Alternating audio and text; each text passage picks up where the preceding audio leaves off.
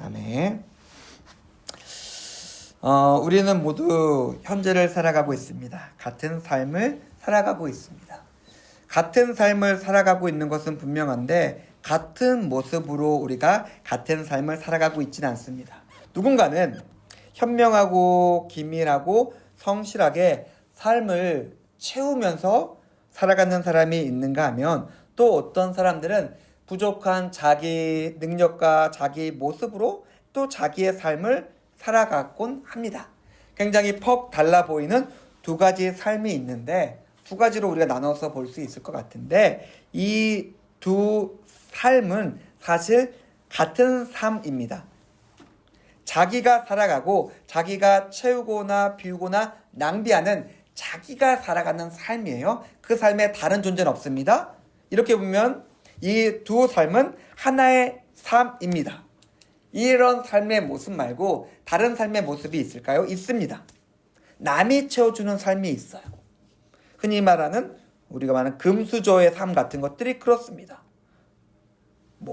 부러워 보이나요? 10년 전쯤? 10몇 년 전쯤에는 초등학교 아이들의 꿈을 적으면 그 꿈이 건물주였어요. 건물주 되는 게 내 꿈이다. 과학자, 대통령 그런 거 없어요. 건물주가 되는 게 아이들의 꿈이었습니다. 바뀌었죠. 왜요? 요즘 공실률이 높다고 그러니까 건물주가 아니라 의사 그런 걸 의사로 바뀐 것 같은데 요즘 AI 열풍이 불고 있고 그러니까 과학자가 될 수도 있을 것 같아요. 변하고 있죠. 자기가 살아가는 두 가지 삶의 모습이 있고 남이 채워주면서 남이 만들어가는 모습이 있는데 그 모습도 아무런 근심 걱정 없는 그냥 편안한 삶 같지는 않습니다. 세상이 변하고 있기 때문에 그렇습니다. 이 앞에서 자기가 살아가는 삶, 남이 채워주는 삶이 있는데 오늘 성경을 보니까 또 다른 삶의 모습이 하나 더 이야기되고 있습니다. 그 삶은 뭐냐면 하나님의 복을 받는 사람의 삶의 모습이 있어요. 하나님께서 복 주시는 사람의 삶이 있습니다. 그리고 하나님의 복을 받는 사람들을 어떤 사람이라고 이야기하고 있냐면 그러면 어떤 사람들이 하나님의 복을 받느냐라고 말하고 있냐면 하나님을 경외하는 사람이라고 이야기하고 있습니다. 하나님을 경외하는 사람이 하나님의 복을 받는다라고 이야기하고 있습니다. 하나님의 복은 우리가 생각하는 일확천금이 아니에요. 일확천금이 되어서 갑자기 주체할 수 없는 풍요롭고 풍부한 곳에서 내가 주지육립을 살아가는 그런 삶이 아닙니다. 하나님께서 오셔가지고 우리를 채우시고 우리를 넉넉하게 하시며 우리를 아름답고 형통하게 하시는데 그 모습이 우리가 바라고 원하는 그 모습과는 조금 다릅니다. 오늘 우리가 하나님을 경외하는 사람, 하나님의 복을 받는 사람, 하나님이 형통케 하시는 사람의 모습을 생각해 보고자 합니다. 이 말씀을 통해서 우리가 어떠한 모습으로 하나님 앞에 서며 우리의 삶을 살아야 될지 같이 한번 생각해 봤으면 좋겠습니다. 먼저 여호와의 길을 걷는 사람과 자기의 길을 걷는 사람의 가장 큰 차이는 하나님께 복을 받는 사람과 자기의 삶의 주인이 자기인 사람의 가장 큰 차이를 오늘 성경에서 보면은 하나님을 경외하는 것의 차이라고 이야기하고 있습니다. 경외는 뭘까요? 경외는 그게 영어 성경을 보면은 fear라는 단어가 같이 들어가 있어요. fear. 하나님을 존경하고 사랑한다라는 그 의미와 동시에 하나님을 두려워한다라는 의미가 같이 들어가 있는 게 경외라는 단어입니다. 하나님이 우리 삶에 오시는데 하나님을 알고 하나님을 인지한 사람은 그 마음에 두려움과 떨림을 가지고 있고 그렇기 때문에 자기를 돌아보고 자기를 하나님의 거룩하심에 알맞게 모습을 갖춘 다음에 그 마음과 그 모습으로 서는 것을 말하는 것이 하나님을 경외한다는 것의 의미입니다. 하나님은 모든 곳에 계시죠. 하나님은 어디에도 계십니다. 그런데 모든 사람들이 하나님을 경외하진 않아요. 하나님을 두려워하거나 하나님을 존중하거나 하나님을 예배하거나 하나님 앞에 서지는 않습니다. 뭘까요? 하나님을 알고 하나님을 믿고 그 믿음 가운데서 자기를 살피는 사람은 하나님을 경외하고, 하나님을 모르고 하나님을 믿지 않고 하나님 앞에서 자기를 돌아보지 않는 사람은 하나님을 경외하지 않습니다. 하나님을 경외한다는 것은 그 사람의 생각이고 그 사람의 믿음입니다. 하나님이 여기 계신다는 것을 알기에 그 암 때문에 다르게 행동하는 것이 하나님을 경외한다는 것입니다. 예전에 제가 고등학교 다닐 때 자율학습이라 불리는 강제학습을 했습니다. 밤 10시까지 집에 못 가요. 무슨 이런 개떡 같은 것이 다 있나 라고 하고 있지만은 어쩔 수 없어요. 때리니까 그렇게 했습니다. 저녁을 5시 반쯤 먹고 6시부터 자율학습이 시작되는데 애들이 창밖을 살핍니다. 그 숙직하는 선생님이 있긴 했는데 우리 담임이 가면은 편해요. 숙직하는 선생님은 나오질 않거든. 담임이 일단은 퇴근을 하면은 아싸라고 하면서 농구하러 가는 녀석들이 있고, 담치고 넘어서 떡볶이 먹으러 가는 녀석들이 있고, 아예 학교를 쬐는 녀석들이 있습니다. 그리고 엎드려 자거나 만화 보고 있거나 그런 것을 하고 있죠. 그런데 어느 날 담임이 페이크를 줬어요. 나갔는데 7시에 들어옵니다. 들어와요. 그리고 몽둥이를 들고 몰래 뒷문을 열고 들어옵니다.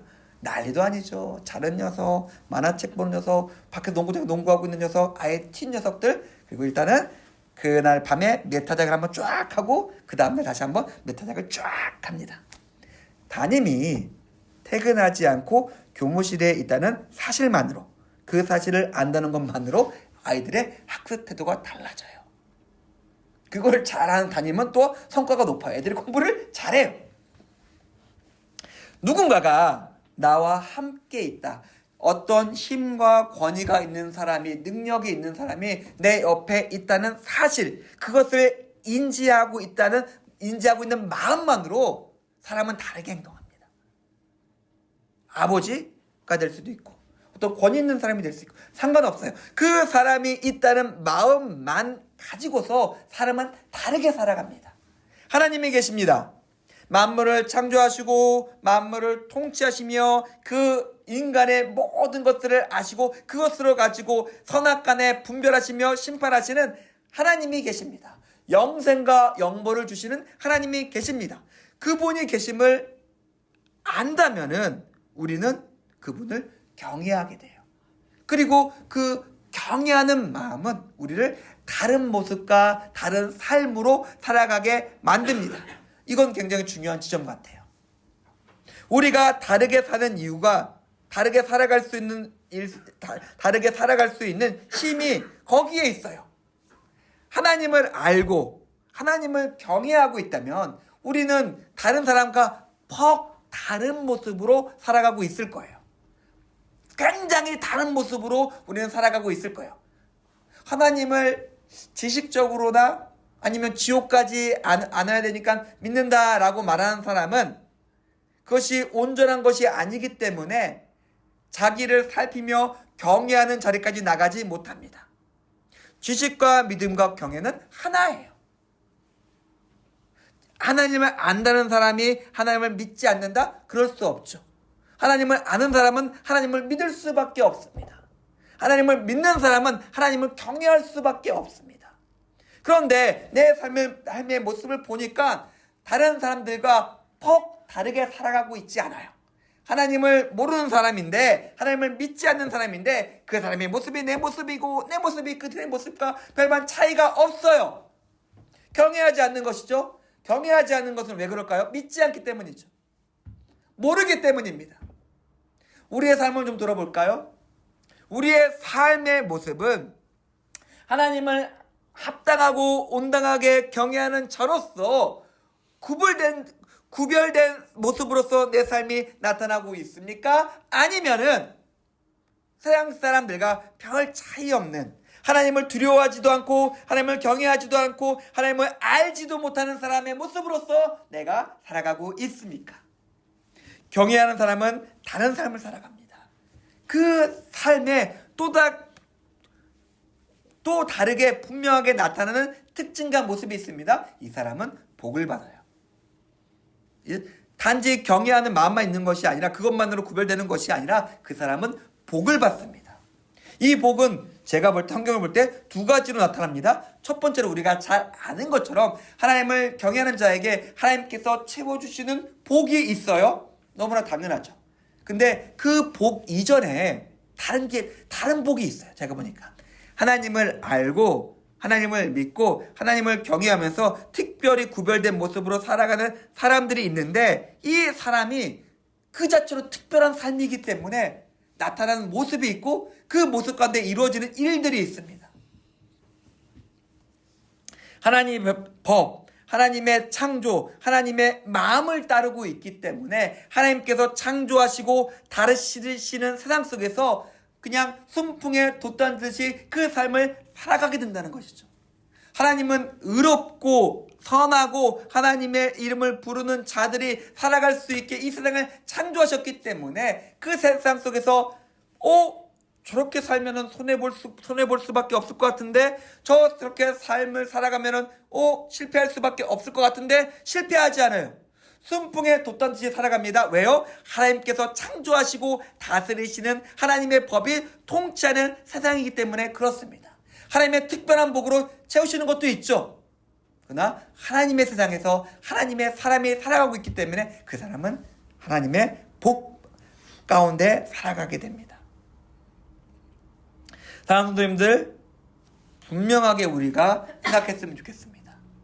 우리의 지식이나 지능이나 어떤 타고난 특별한 탤런트가 아닙니다.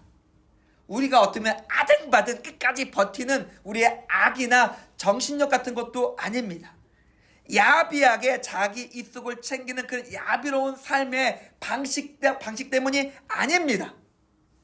그냥 이런 약육강식의 아비규환에서 세상 사람들이 복받는 것이 아니에요. 복은 세상에서 잘 되는 것은 결코 그런 곳에 있지 않습니다.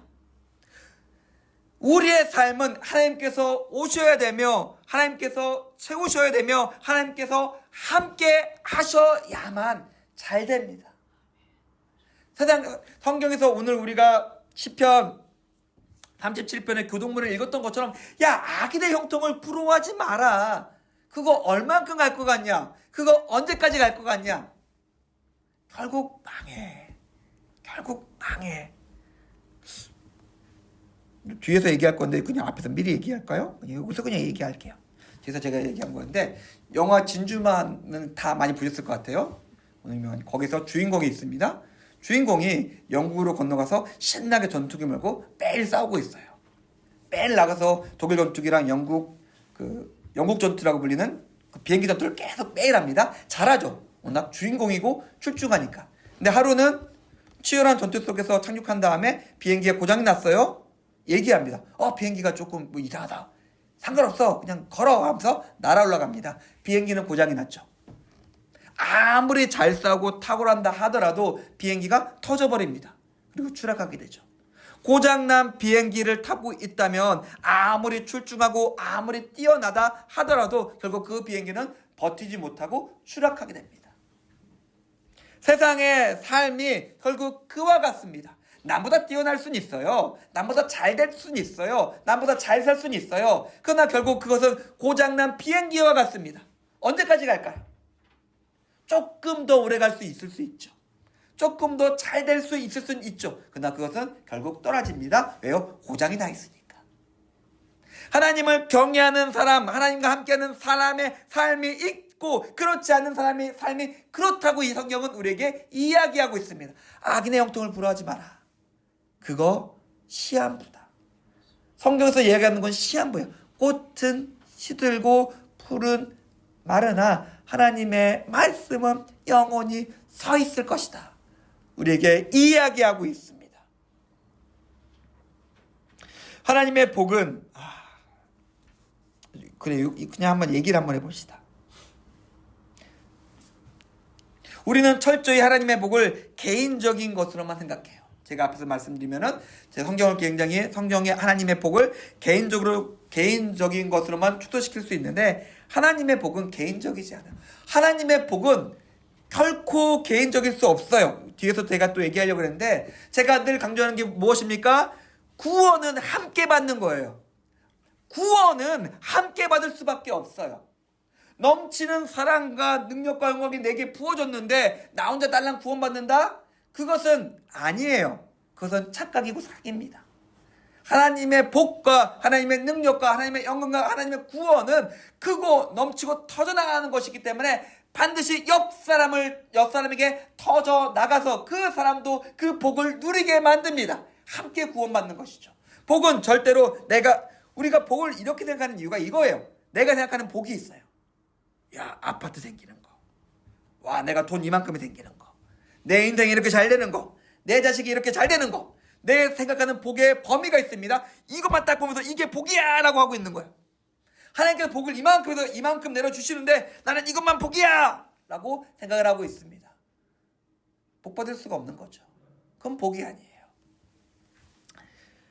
복을 철저히 이렇게 내 개인의 기복, 교회의 물질로만 고정시켰기 때문에 기독교는 천박한 종교가 되었습니다.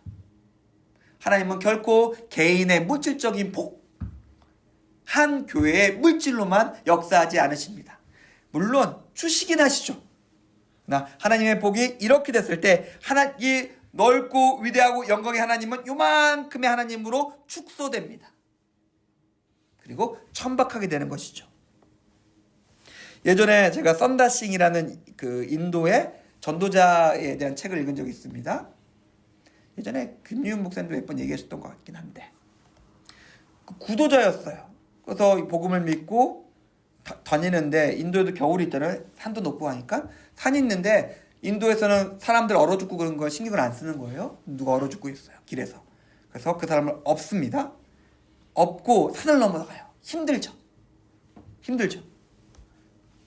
그런데 너무 추워가지고 업고 넘어간 동안 열이 나가지고 자기도 살고 이 사람도 살았는데 그냥 간 사람들은 죽어 있더라. 뭐 그런 이야기가 그 책에 나왔습니다. 제가 그때 한번 따밥 나가서 거기 나눠두고 있는데 미끄럼틀 아래 딱 보니까 누가 누워 있어요. 이제 알죠. 노숙자죠. 저는 갑니다. 가서 아저씨 얘기합니다. 그냥 말 붙이고 상황 듣고 이것저것 얘기하고 제가 필요한 거 있으면 다 갖다 주면서 다음 주에 만나자고 얘기합니다. 근데 다음 주에 안 오셨더라고요. 두렵진 않은 거죠. 그러니까 예전 같으면 그냥 누워있고 더럽고 험상궂고 술 냄새 나는 노숙자에 대해서 껄끄러웠을 텐데 이제는 알아요.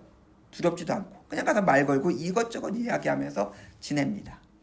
하나님의 복은 요만큼의 복이 아니에요. 나 혼자 나 하나 잘 되고 잘 먹고 잘 사는 게 하나님의 복이 아닙니다. 내가 바라고 원하는 것을 현미경 보듯이 거기에만 초점을 두고 있다면은 우리는 하나님의 복, 하나님의 존재와 하나님의 임재를 요만큼만 생각하게 되고 그것은 왜곡시킵니다. 왜곡되기 때문에 결국 변질될 수밖에 없고 결국 타락할 수밖에 없어요.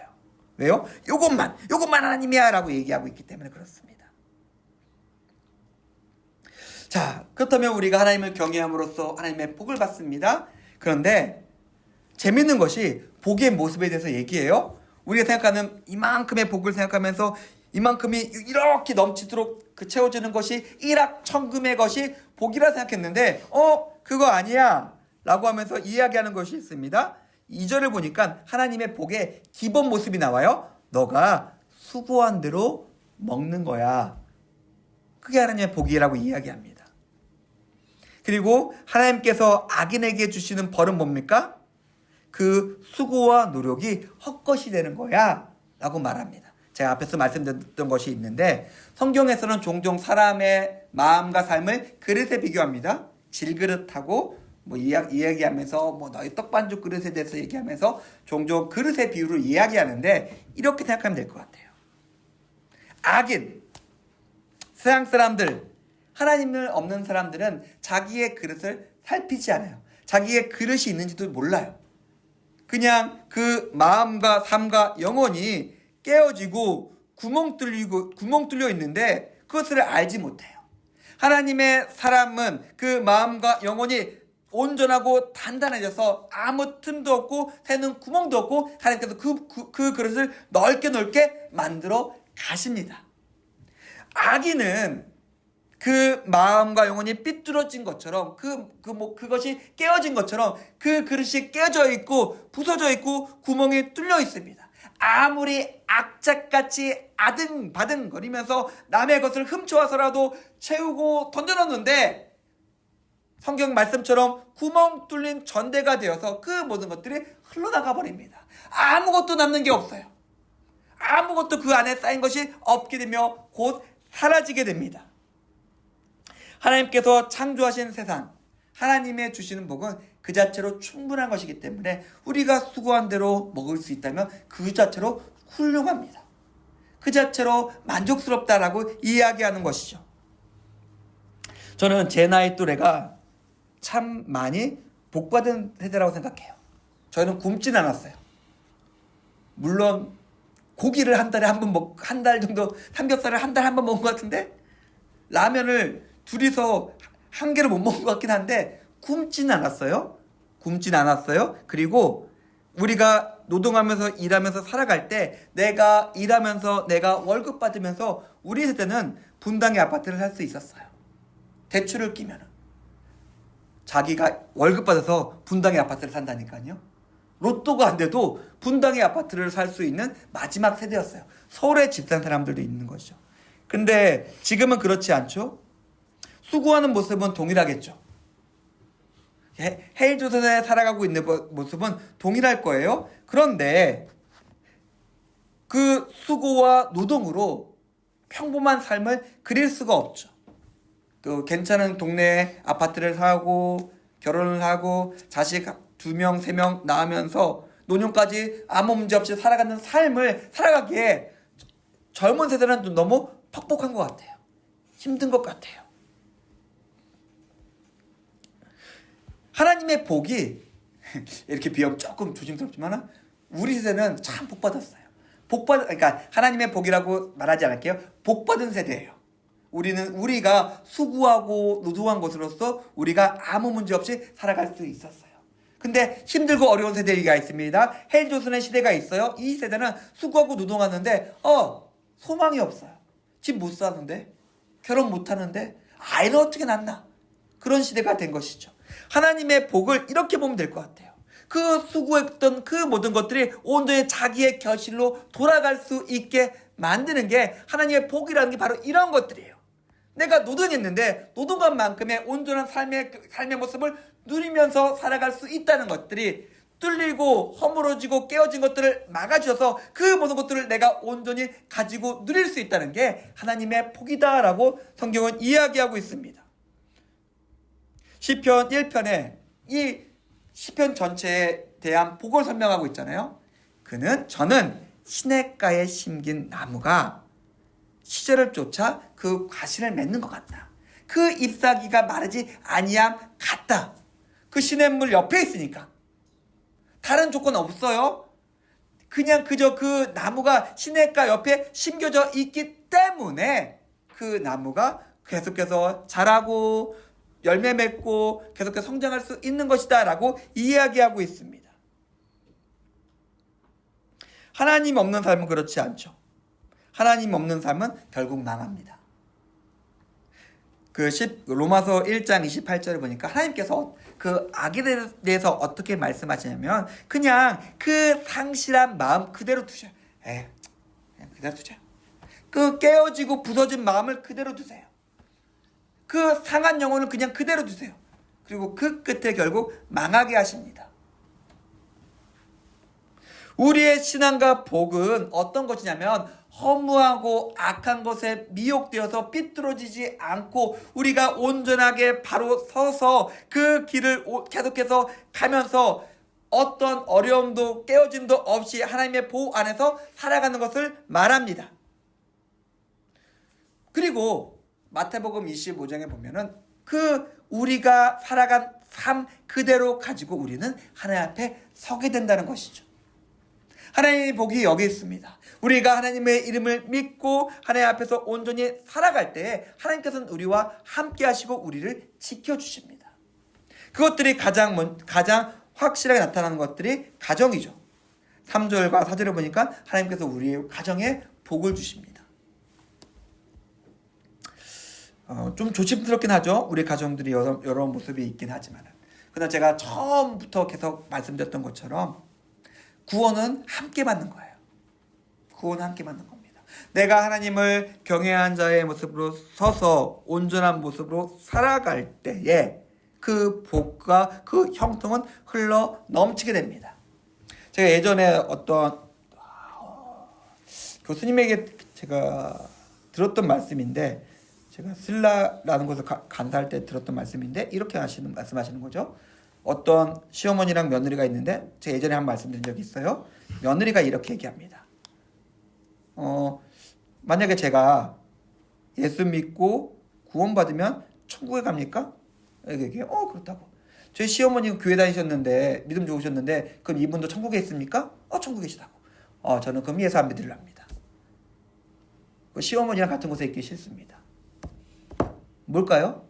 시어머니가 믿었다고 얘기하는데, 제 오늘 말씀의 포커스에 따르면은 그 시어머니는 하나님을 경외하는 사람이 아니었다는 거죠. 매일 와서 밥상 뒤집어 엎고 구박하고 갈구고 악하게 행동하셨다는 거죠. 하나님의 구원은, 내게 임한 하나님의 복과 은혜는 온전함으로, 경외함으로 나타나서 다른 사람 또한 충만하고 풍성하게 만듭니다. 그것이 가장 먼저 이루어지는 것들이 내 가정이고 내 가족들에게입니다. 그리고 거기서 퍼져나가는 것이죠. 교회로, 사회로, 세상으로. 이것이 전도의 모습이기도 합니다. 사도행전에서 그려지고 있는 전도의 모습이, 사도행전 2장 3절에 나타난 전도의 모습이 바로 이런 모습이에요. 하나님을 경외하는 자로서 우리가 이 자리에 서기 원합니다. 분명히 제가 앞에서 말씀드렸던 여러 가지 복의 형태들이, 복의 모습들이 우리의 삶 가운데 함께 할 것이며, 우리는 풍성한 생명 가운데 나의 가족을, 다른 사람을 풍성하게 만들 것입니다. 우리는 아무것도 한 게 없어요. 그저 하나님을 알고 믿고 그냥 경외함으로 쓴 것밖에 없어요. 내가 특별히 엄청난 일을 해서 하늘에서 뭐가 후두둑 떨어지는 것처럼 일확천금 보는 것도 아니에요. 근데 나의 삶은 평안해요. 나의 삶은 문제가 없어요. 나의 삶이 형통하게 됩니다. 우리가 이 말씀을 가지고 하나님 앞에 서기 원합니다. 잠잠히 우리가 하나님 앞에 섰으면 좋겠습니다. 우리가 애쓰고 힘쓰이 그다지 중요하지 않습니다. 우리가 애쓰고 힘쓰고 아등바등하는 것이 그다지 중요하지 않습니다. 가장 먼저 해야 되는 것들이 있습니다. 하나님을 경외함으로 그 앞에 서는 것입니다. 그 다음에 하나님께서, 그 다음에 우리가 오늘 부동문에서 읽었던 것처럼 그 하나님의 성실로서 우리의 식물을 삼며 살아갈 때 하나님께서 우리와 함께 하시고 우리 삶을 형통하게 인도하실 것입니다. 하나님을 경외하는 자로서 우리가 함께 서며 함께 기도했으면 좋겠습니다. 하나님 함께 해주시고 내 삶 가운데 하나님께서 약속하신 그 아름다운 것들을 이루고 성취하여 주시옵소서. 함께 기도하며 하나님께 나아가겠습니다. 기도하겠습니다. 아버지,